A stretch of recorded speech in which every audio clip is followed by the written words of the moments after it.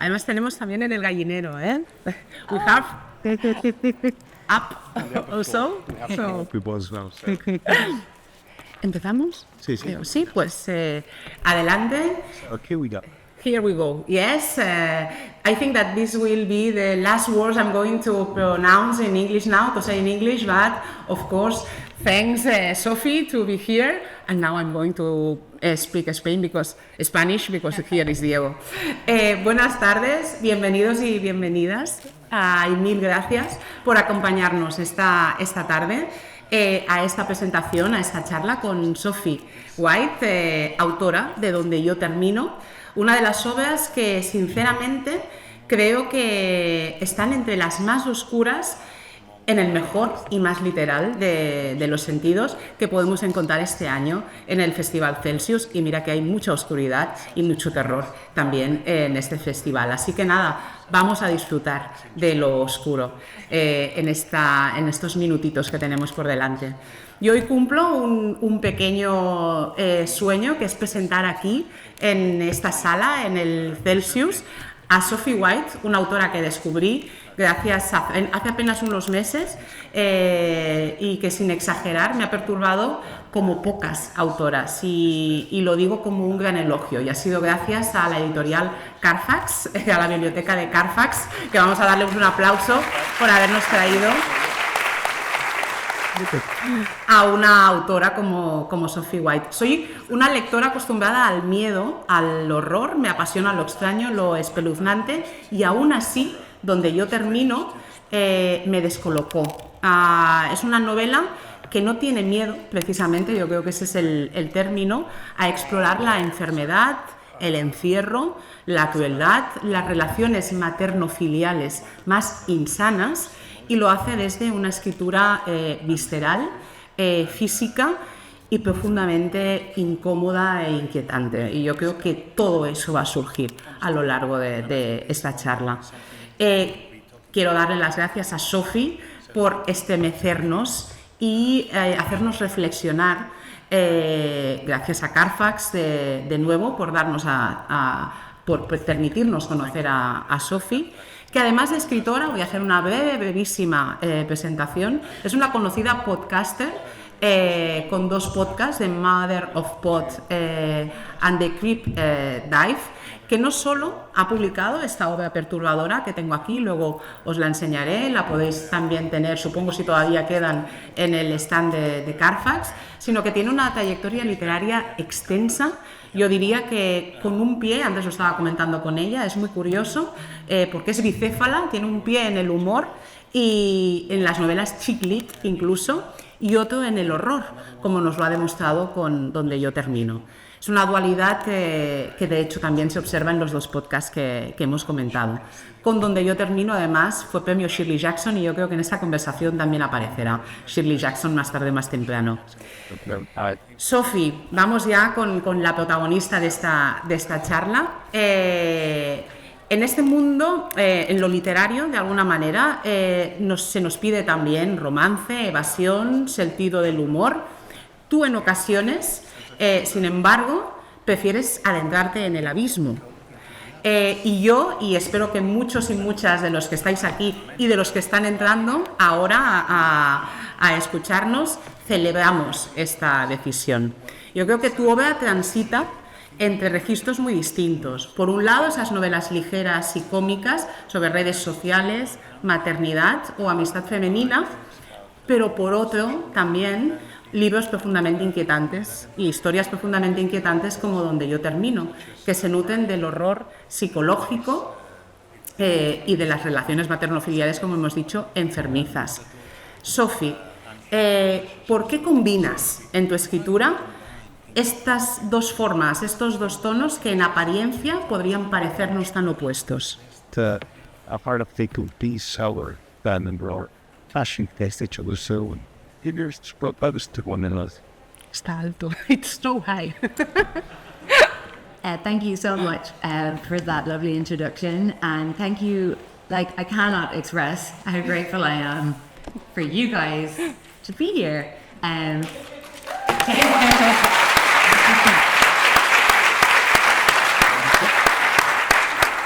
obviously I come from Ireland, so I'm only just, thanks to Biblioteca Carfax, getting to know Spanish readers this year, and so I'm sure a lot of you are rolling the dice coming in to listen to some random like me, but we'll show you a good time. I love comedy and I love horror, and I think that I have a lot of ideas for stories all the time, and when they kind of present, they usually sit in one of two worlds there. And, I just kind of enjoy, I enjoy writing commercial fiction. So that's sometimes called chick lit. I call it clit lit, but that's not taken on though. People are not following suit.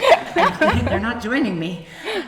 So I really like writing, that kind of story, because life is absurd, and things like social media, our world now is completely absurd, and so I like to have a place to talk about those kind of things. And, I've written about social media influencers because I became so obsessed with the concept of performing your life for strangers on the internet. And, I wrote 2 books in that world because I just was like, what are these people doing? It's just so excitingly weird. And so then with commercial fiction, I find there's a contract with your reader. It's unspoken, but it's I'm going to give you a good time, but I'm not going to hurt you. And obviously, I need to hurt people. Of course. And that's why I write horror, because all bets are off. No contract, no rules. You're fucked. And I'm gonna fuck with you. And we love this. And also, a really good friend of mine, Dave Rudden, he's a fantastic fantasy author, and he belongs here. He must come next year, and he says a great phrase about horror, which is that there is no such thing as bad horror, because good horror is amazing and bad horror is just funny. So it's always good. Of course. Sorry, Diego. No. Pues muchísimas gracias a todas y a todos los que estáis aquí presentes para esta presentación. De verdad que la sensación es maravillosa y me quedo sin palabras para expresaros lo agradecida que os estoy a todas por estar hoy aquí. No sé si lo sabéis, pero yo procedo de Irlanda y gracias a la Biblioteca de Carfax estoy empezando a conocer ahora al público español, a las lectoras y a los lectores, y os agradezco a quienes hayáis entrado dispuestos o dispuestas a jugaros un poco con una persona un tanto random, una escritora aleatoria que estaba por aquí. Os agradezco que hayáis entrado, os aseguro que nos lo vamos a pasar bien hablando de miedo. Creo que la mayoría de las ideas, yo creo que estoy entre dos mundos, porque tengo muchas veces, tengo ideas todo el rato, todo el tiempo se me están ocurriendo ideas, y son ideas que están repartidas entre los dos mundos de los que hablabas, Gemma. Yo me encargo y me gusta mucho de escribir obras de chick lit, o sea, lo que vendría siendo literatura para mujeres o literatura para chicas en Inglaterra. Algo yo prefiero llamarla clit lit. I'm so glad I made him do that. Lo que pasa es que no parece que esté cuajando el término todavía, porque no lo voy a explicar. El caso es que creo que vivimos en un mundo realmente absurdo, y me gusta escribir este tipo de literatura para abordar cuestiones como lo absurdas que son en muchas ocasiones las redes sociales. Creo que es increíble y me parece fascinante encontrarme con influencers que se dedican a retransmitir su vida entera por internet para que la vean desconocidos y que están compartiendo absolutamente todo. Me parece absolutamente increíble que ocurra algo así. Y lo que creo también es que cuando escribo ficción comercial, que muchas veces es sobre este tipo de perfiles que parecen tan fascinantes, hay una especie de contrato con la persona que vaya a leer la obra. Y es que el contrato implica, bueno, mira, venís aquí a pasarlo bien, no os voy a hacer daño, vamos a pasar un rato y ya está. Pero yo necesito hacer daño a la gente, necesito hacer eso y no os imagináis los que estáis aquí, si vais a leer mi obra, lo jodidos que estáis y lo bien que os voy a joder.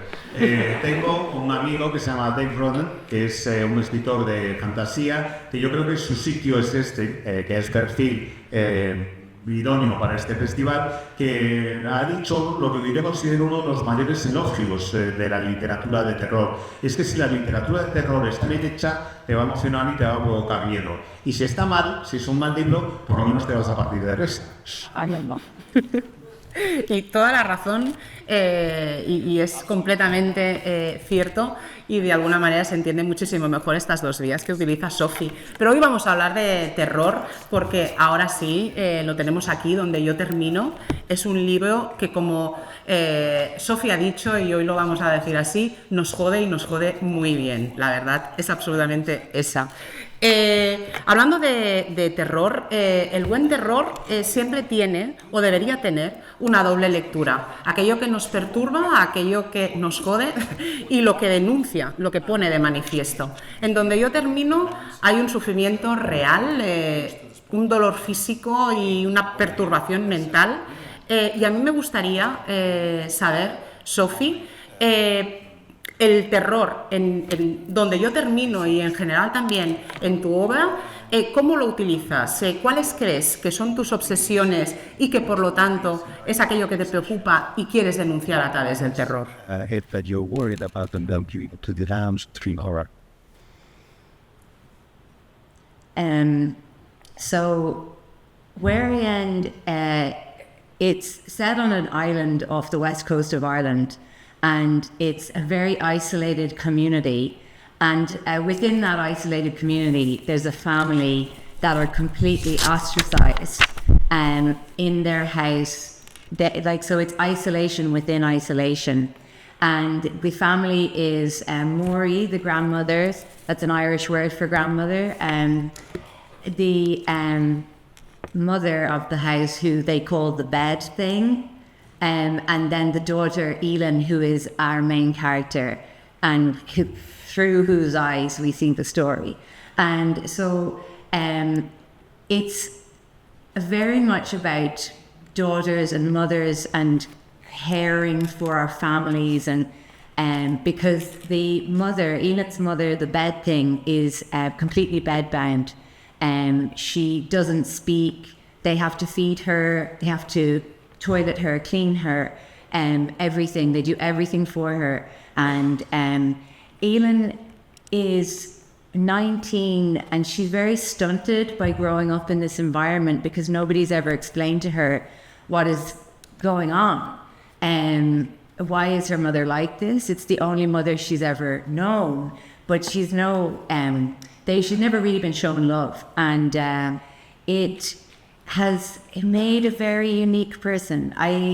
It's very autobiographical, which is not something you want to be able to say about horror. But as you pointed out, all horror is kind of autobiographical because it's about our human experience and it's about exercising the terror to hopefully move beyond the terror. And get on with our lives, as people often do at the end of horror movies, until the sequel.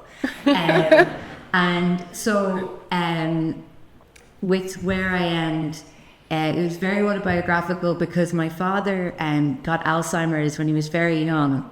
He was in his early 50s, and his decline was excruciating. It is, to this day, the most terrifying thing I've ever seen. And his last years of his life, he was in a bed. He had to be fed. He didn't speak. He didn't look at us. And it was a very, very sad end. And what really sustained me by his bedside was how amazing he had been as a father and how much love he'd shown me all my life. And it really sustained me, but it really started to make me think about what if this was the only parent you'd ever known, and what if you didn't understand why this was happening, and what kind of person would that create? And so I kind of just followed, I think, you know, that obsession to its most, you know, horrifying to extent. And yeah, so it's kind of, I suppose, that excavating some kind of trauma all the time. There's a lot about mental illness in the book, kind of that usual sort of like horror thing of like, are they crazy or is the place crazy? You know, that kind of, you know, tension is always fun, I think, in horror. I hope that went somewhere anyway. Yes, and I assure that, yeah. But it did. I followed that of Alzheimer's. Very tough. Now, are you glad I brought it up, Sam? Huh? I said, are you glad I brought it up, Sam? Yeah. Sorry. Donde yo termino está ambientada en la costa occidental de Irlanda. Es una comunidad aislada donde vive una familia que además está separada del resto de la comunidad porque viven en una casa que está bastante aislada.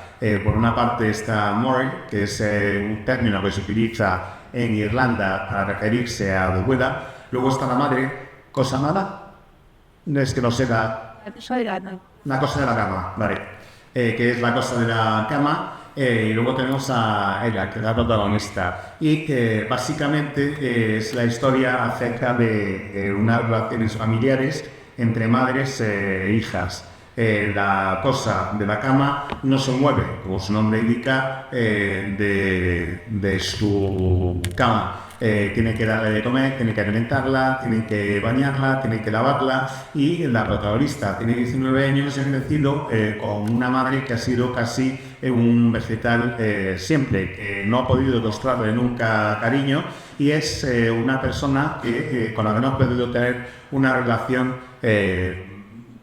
normal de madre e hija. La obra es muy autobiográfica, que es algo que pues, no te apetece nada confesar si se trata de una obra de terror, por supuesto. Pero yo creo que todo el terror que se escribe tiene un elemento autobiográfico que se basa en una experiencia humana que hayas vivido y llevarla hasta el extremo. Aquello que te haya asustado, el terror que persigues, llevarlo hasta el extremo y para que puedas ver qué es lo que hay más allá. Mi padre murió con Alzheimer. La enfermedad le llegó cuando era bastante joven, tenía 50 y pocos años. Y el declive fue bastante doloroso porque acabó en la cama, tumbado, teníamos que alimentarle, no tenía la mirada perdida, no podía hablar. Y para mí fue muy doloroso porque había sido el mejor padre del mundo y me resultó bastante compleja la situación y me planteé que yo por lo menos tuve la suerte de haber conocido a mi padre, que qué le ocurriría a una persona en una situación semejante que tuviera un único progenitor. Así que a partir de esa idea fue el punto de partida de la novela y empecé a irla desarrollando y a llevarlo aún más lejos, buscar una situación extrema. Ir, supongo, a reescribir la novela excavando en mis traumas y explorando un poco todo lo que implica una enfermedad mental y tratar de explorar mientras hacía todo eso si los que estaban locos en la novela son de realidad los protagonistas o si es el lugar en el que se encuentran. Y ahora vamos con esto, Sophie, porque el lugar en el que se encuentran, pero también los habitantes. Donde yo termino es una novela corta, pero muy compleja, con muchas facetas que encajan a la perfección porque como hablábamos antes con Sophie, hay algo de folk horror, hay horror psicológico, hay trauma, como ella misma ahora ha estado comentando, pero el trauma, cuando se exagera, cuando se utiliza la ficción, la fantasía, acaba convirtiéndose muchas veces en el monstruo, en la monstruosidad. Y creo que también habla de monstruosidad, desde mi punto de vista, la novela. Los habitantes de la isla tratan a Eileen, que luego me dirá Sophie si lo he pronunciado bien, como un monstruo. Al principio la dañan y la temen a partes iguales, como generalmente nos ocurre con los monstruos. Y yo, al menos como lectora, sentía que hay cierta monstrualización del personaje en la novela, como si fuera poco a poco la creación de un monstruo real a través de la crueldad, que se la va moldeando a golpe de injusticias y de maltrato también a Eileen. Sophie, desde tu punto de vista, ¿quiénes son realmente los monstruos en la novela? ¿Cómo te posicionas tú ante la transformación de Eileen? Position yourself in front of Eileen's transformation. Cool. So, even when I first gave the first few drafts of the novel to a couple of friends, you know, to get a kind of sense of what the hell this was, a couple of people kind of got back and they were like, oh, I feel so sorry for Elin. And I was like, always going, what page are you on? Because things take a turn. But I sort of, like, Elin does some stuff that's not great. But I really, I remain quite empathetic to her, you know, when I was writing her. Because I feel I understood the motivations for the things she was doing. It's just that what she was seeking, at every hand's turn, she picks the wrong way to get it, you know? Yeah. So, like, a big kind of catalyst for the events in the book is that an artist, a new mother, comes to the island to make her art, and she has a tiny baby with her, and she is a single mother, which again, like, would have been seen as quite, like, transgressive in Ireland, you know, even in the 90s, even very recently. And Elin sees this artist and she becomes obsessed with her and quite infatuated with her, but particularly watching the artist with her baby, because it's the first time Elin's really seen that maternal love, and it's the first time that the full extent of her own deprivation kind of is revealed to her. And so she starts to really set out to kind of latch to Rachel the artist, the new mother, and she wants to make Rachel need her. And the best way she thinks she comes up with to make Rachel need her is to do with the baby, unfortunately. So, you know, I think that because I still always see her intentions as in some way reasonable, I stick with her. But I do think the kind of wider monster of Where I End is shame. And this kind of sort of generational shame that worms its way down through families. And I do think every family has it. Like, it's so, it's just so damaging. But the family that Elin comes from, there is a story that has locked them into shame and isolation and cruelty. But it's the silence around these kind of events that continue the cycle of cruelty and trauma. I feel like I'm being a bit kind of obtuse there. I just don't really want to say too much about it. It's bad, okay? But it's good, read it. Of course, you have to read it, yes. Pues el caso es que Eileen, la protagonista, bueno, me lleva acompañando lógicamente desde el borrador de la novela, y no solo a mí, sino a las personas a las que les envié el texto para que la leyeran. Y había lectores que se ponían en contacto conmigo y me decían, ay, tú eres Villa y que tenéis la edad. Y yo decía, ¿por qué página vas?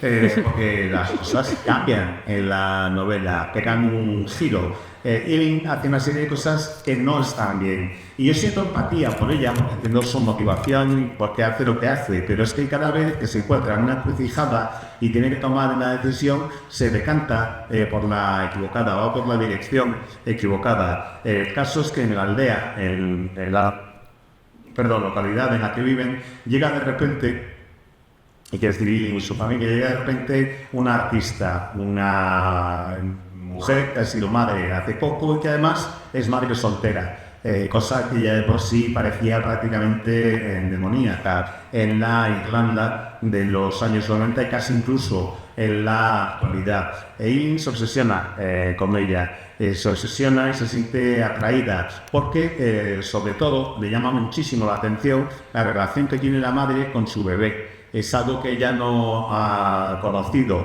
y siente una necesidad enorme de introducirse, de engancharse a la vida de Rachel, que es la artista. Y para lograr que Rachel la necesite y para poder estar presente en su vida, busca un motivo que haga que Rachel dependa de ella, y ese motivo tiene que ver, por desgracia, con el bebé.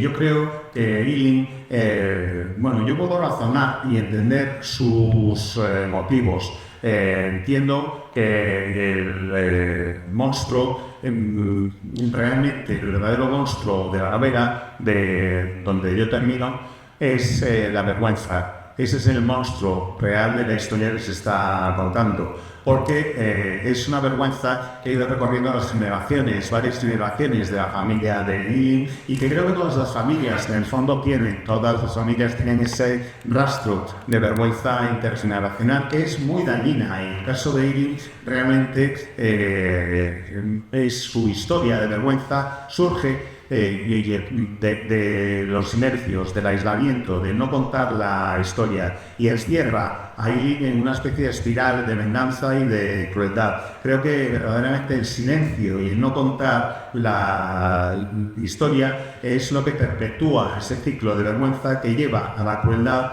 y que lleva a la situación dramática y oscura, las situaciones dramáticas y oscuras que recojo en la novela. Y a un más, leedla porque es muy buena. Y lo aseguro, lo asevero. Esa monstruosidad es también muy física en la novela y deriva de alguna manera en el body horror también, ¿no? Que hablamos mucho de body horror hoy en día. En la crueldad sobre el cuerpo femenino, sobre todo. En donde yo termino, Sophie, yo creo, describes el cuerpo femenino enfermo, el de esa cosa que está en la cama, esa madre que está en estado vegetativo, con una brutalidad sensorial y una que te produce o nos produce a los lectores una sensación de body horror. Entre otras muchas frases yo había apuntado, por ejemplo, que podría apuntar muchísimas que a mí me perturbaron, pero había apuntado: los cuerpos que no se usan apestan más que los de otras personas porque el hedor fermenta en las grietas. Esto es solo una pequeña muestra de lo brutal que es la novela. Me gustaría saber, Sophie, que además antes hemos hablado de la importancia del lenguaje, ¿cómo planteaste tú el uso de este lenguaje para generar esta perturbación y la combinación física y corporal que nos muestras en la novela de la enfermedad?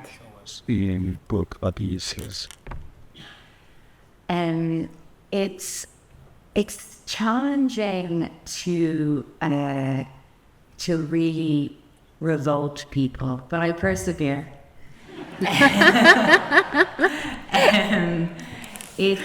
I think with the bed thing, and I really did dig in a lot to descriptions of her body, because I do think that we've such an animalistic terror of illness. Like, even when it's somebody you love, sometimes if an illness takes hold, there's a kind of horrifying thing that happens to you where you almost become fearful of your person, the person you love, because of what's happening to them. And you are so disgusted with yourself for having those feelings because they feel monstrous. So I do think there's a very kind of reflexive fear in all of us of an ill body. And I suppose it sort of is, I suppose because it reveals to us the very kind of thin veneer of sort of civility that we have put in place around our bodies, clothes, things like that. And then to kind of consider decay is very confronting. Like I remember, when my dad died and I was the person to arrange everything, and kind of I was suddenly on this conveyor belt of the funeral, and got me really thinking about why do we, we do all this ceremony. And I really felt, it's to keep ourselves distant from what's really at hand here, which is it was a person, now it's a very big chunk of meat. We have to put it somewhere because it's going to start breaking down. And none of us can cope with that, except for Jeffrey Dahmer. And he is too comfortable. Just, guys, not a good role model. But I do all of the horror of the body is very interesting to me. And you can tell from where I am, I love gore. And I love when I meet people that I can say I love gore to, and they're like... You guys. Pues realmente es un reto tratar de molestar o de incomodar a alguien. Así que si yo no lo consigo, insisto. En el caso de la cosa de la cama, pues efectivamente me planteé la descripción de su animal, de su cuerpo como imaginaría la descripción y el terror que nos provocaría un animal enfermo. Y además hay un elemento adicional, y es que aunque quieras al enfermo, te va a provocar terror, te va a provocar rechazo su cuerpo, y te sientes mal porque te da miedo esa persona a la que tanto has querido, y te sientes mal contigo misma, y es extraño, pero es lo que ocurre. Y yo creo que lo que trato de reflexionar en la novela es precisamente el miedo que sentimos todos ante el cuerpo enfermo, y demostrar también lo fina que es la capa de lo que llamamos civilización. En realidad se limita básicamente a la ropa que llevamos sobre nuestro cuerpo. Cuando me empecé a plantear cómo era el decaer de un cuerpo, o cómo era que el cuerpo fuera perdiendo toda la vitalidad, pues lo hice acordándome de lo que sucedió cuando murió mi padre. Cuando murió mi padre, yo me tuve que encargar de todos los preparativos para el funeral y el entierro, y que me di cuenta de que teníamos que plantearnos qué hacer con alguien que había sido un ser humano muy cercano a nosotros, alguien con el que ahora teníamos que mantener las distancias. Ya había dejado de ser una persona y se había convertido en un trozo enorme de carne que iba a empezar a pudrirse, y eso no es sano. No conviene nunca estar cerca de un cuerpo que se está pudriendo, a menos que sea Jeffrey Dahmer, que a él sí que le encantaba, aunque quizás incluso hasta demasiado. Nudo modelo de comportamiento era el tipo.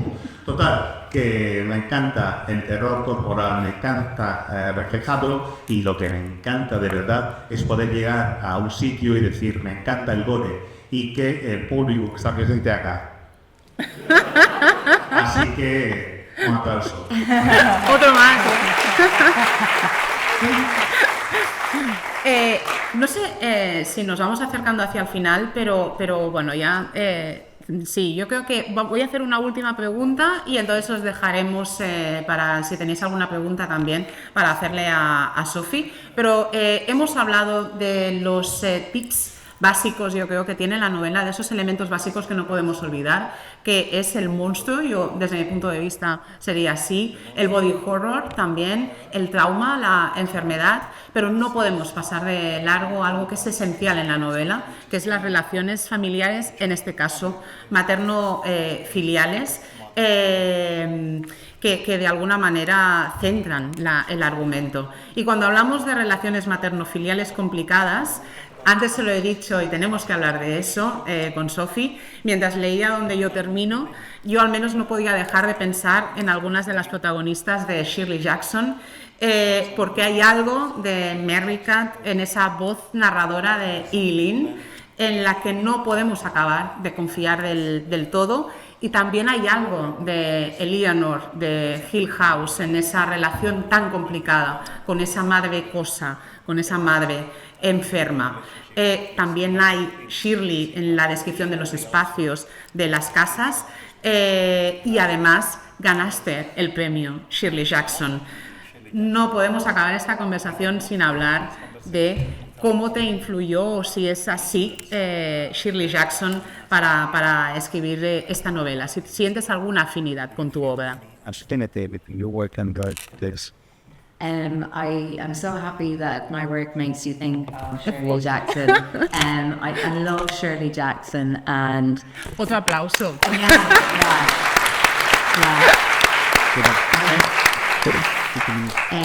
When a part of my process when I am starting to write a novel is that I will make myself a reading list or watching movies too, but mainly books that I love, that I kind of take influence from, and I know I want in my work to tip off something that this book has done extremely well, and it's instructive, it's learning, and We Have Always Lived in the Castle was absolutely on my list. It was on my stack, as was The Yellow Wallpaper and Ripley books. The Patricia Highsmith character of Tom Ripley was also a big inspiration for Ian, because he's such a survivor and a twisted survivor. Yes.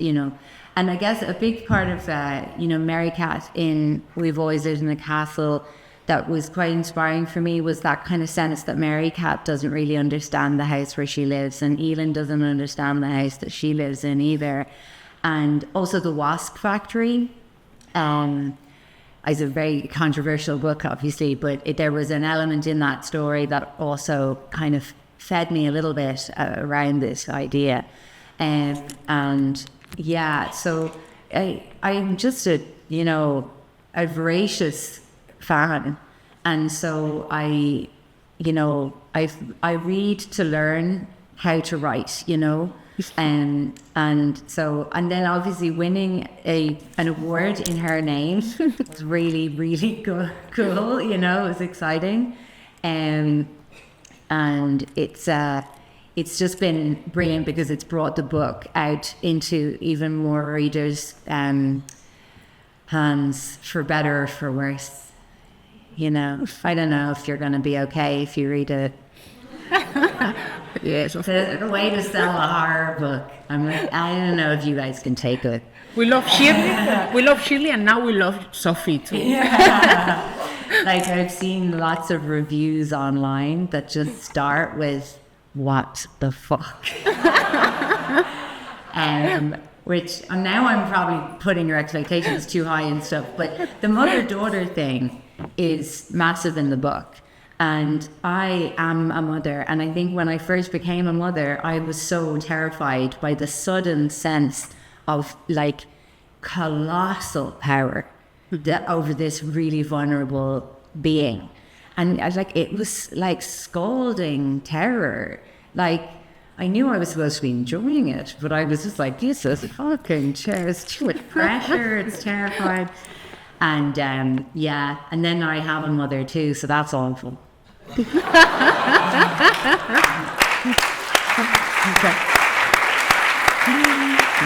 love it. She's a mother like no other. She will never read this book. Better. No, no, I can't tempt her.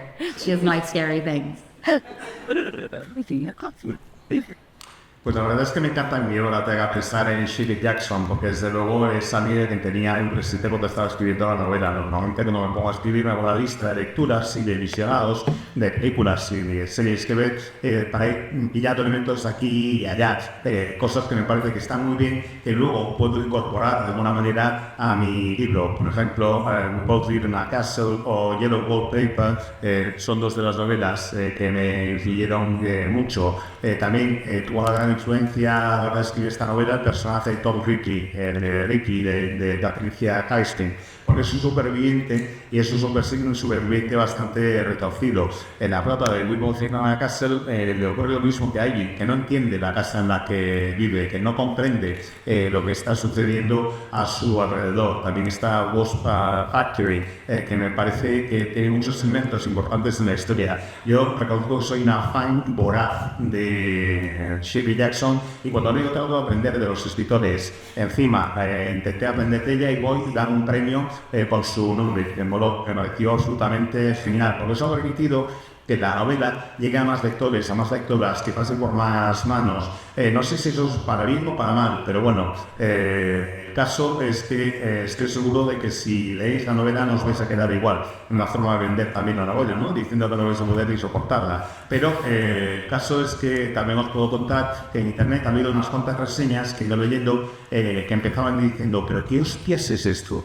Y básicamente esa es una de las cuestiones que me planteaba. Encima, como os he dicho ya, la experiencia de la maternidad, la relación materno-filial está muy presente en el libro. Y cuando yo no aquí en Mane, entendí que era una sensación alucinante, era como tener un poder enorme, colosal, sobre una criatura muy vulnerable. Pero también sentía un terror abrumador, porque decía, ¿pero dónde coño me he metido?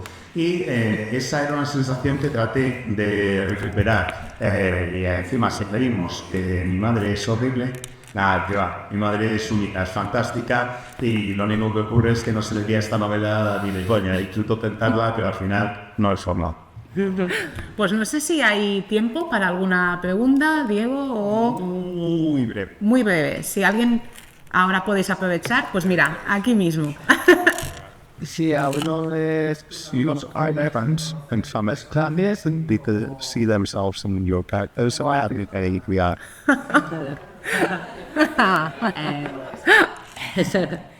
The right people never notice.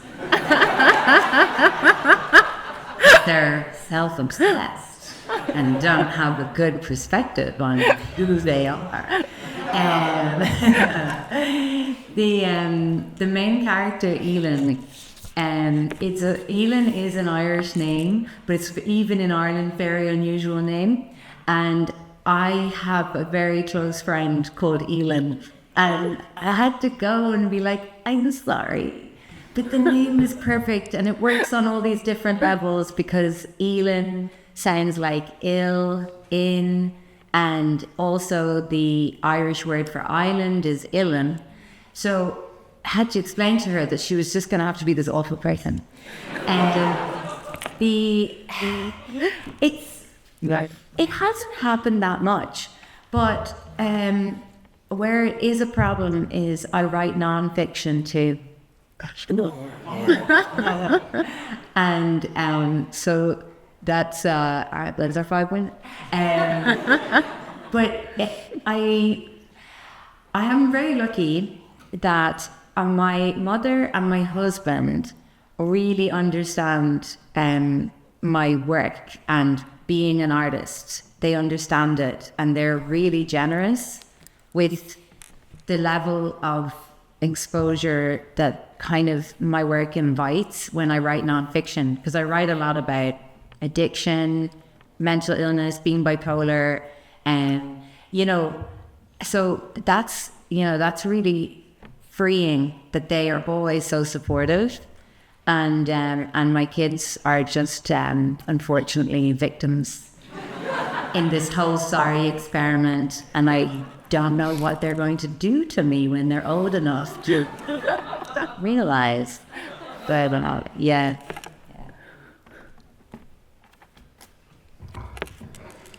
las personas adecuadas o las personas afectadas no se dan cuenta, lo cual viene a demostrar lo equivocada que está su perspectiva y su visión de ellas mismas.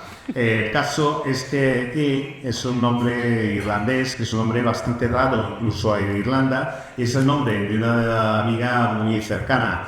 Y le dije, lo siento, pero tengo que utilizar tu nombre en la novela, porque funciona a muchos niveles, porque está Kay, o sea, enferma y dentro, porque en irlandés el nombre de Irlanda es Aileen. Entonces me funcionaba a muchísimos niveles dentro de la novela y me parecía absolutamente horrible tener que hacerlo, pero es lo que había. Además, agradezco mucho que mi familia me haya podido apoyar en estas circunstancias, porque yo escribo muchas obras de no ficción. Tengo un grado de exposición relativamente elevado, pero por suerte tanto mi madre como mi marido entienden mi trabajo, saben que soy un artista y entienden que las ideas que tengo y el ponerme a escribir novelas invitan a una cierta exposición, invitan a que ellos se vean expuestos al público. Las obras de no ficción que escribo tienen que ver con trastorno bipolar, con adicciones, y es muy liberador el sentir que tienes el apoyo de tu familia en todas estas circunstancias. De hecho, las víctimas, estos son mis hijos, son las víctimas en esta situación familiar. Me estoy dando cuenta ahora de ello y no sé qué es lo que me harán cuando tengan la edad suficiente para tomarse las cosas por su mano. Pues yo creo que con esta pequeña advertencia de no sabemos lo que harán cuando puedan tomarse la venganza por su mano, lo dejaremos aquí para crear algo de expectativa. Y Sofi, mil gracias por este rato, por esta conversación, por tu escritura y por no tener miedo de mirar donde duele, que a veces es muy necesario. Ojalá sea esta, yo lo digo también a Diego y lo digo al Celsius, la primera de muchas visitas al Celsius, y a quienes nos acompañáis hoy. Mil gracias por estar con nosotros y aprovechad ahora para que os firme el libro, Sofi, leed a Sophie White, aunque os perturbe, y yo diría sobre todo si os perturba. Así que vamos a darle un aplauso.